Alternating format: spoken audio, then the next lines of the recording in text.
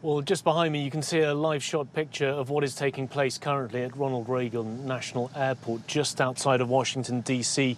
There are dozens of rescue crews still on the scene from multiple U.S. agencies, all trying to work together to get to that plane, which is in the water, partially submerged, with 60 people on board, plus 4 crew members. And we know that in addition to that, there are 3 military service personnel who are unaccounted for. They were on the helicopter that collided with that plane. The plane was coming in from Wichita, Kansas, arriving about 9 p.m. local time here in Washington, D.C. It's just gone 11 o'clock here in the evening now.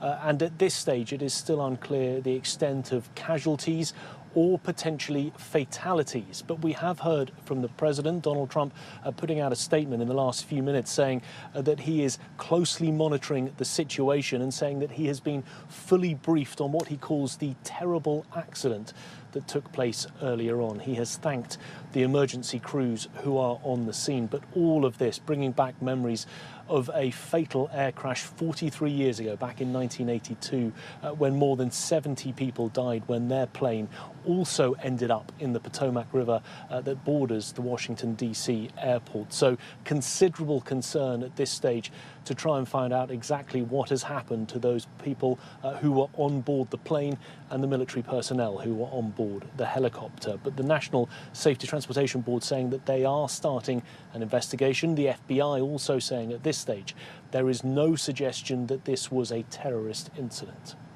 Now, Nick, I know details are sketchy at the moment as events are unfolding rapidly. Weather conditions will be a crucial factor in the rescue mission. Temperatures are expected to drop below freezing overnight.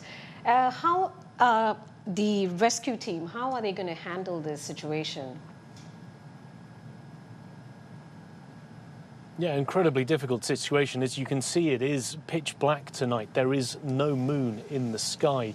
It is clouded over, and those temperatures, it is just above freezing, but the wind chill factor driving it below freezing. Of course, the water temperatures will be incredibly cold for anyone who has ended up in the Potomac River, and therefore those search and rescue teams who would have had an incredibly difficult job to begin with, all of that being made even harder, their work having to be done at night, in the dark and in freezing conditions. And of course, for anyone that they are trying to find, the fear is that in those freezing temperatures in the water, their chances of surviving are of course diminished. Nick, this weather plane has come down in the Potomac River. Do we have any indication as to whether this was very close to the airport, as in the plane was coming into land and the helicopter was taking off? Or did this happen further into the town? Because the Potomac River obviously runs right the way up through Washington, D.C.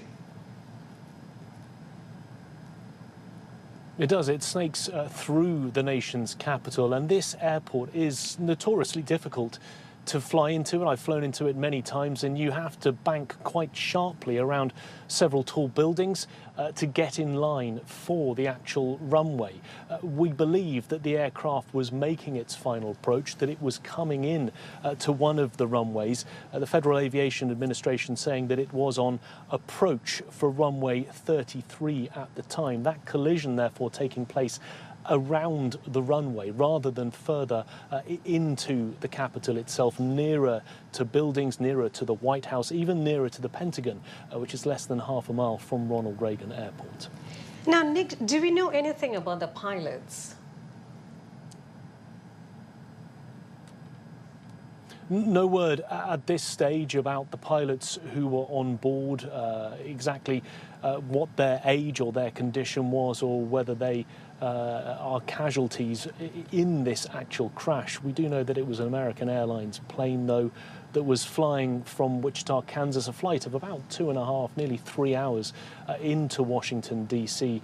But many of those details, I guess, will be coming out in the coming hours. But at this stage, the exact age, the nature of the pilots and those other crew members, 4 in total, on board that plane that was carrying 60 passengers.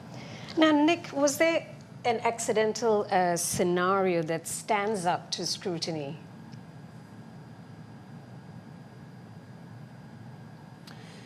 In terms of this flight, it's unclear, but the fact that the FBI is saying that this was not a terrorist-related incident, also telling one US news media outlet there was also no indication of criminality, the suggestion, therefore, is that this was purely accidental. It could well be the case that the pilots who were coming in on this difficult approach to the runway had their eyes firmly on the situation ahead as they were trying to land and simply didn't see that helicopter that was also in the area at the time.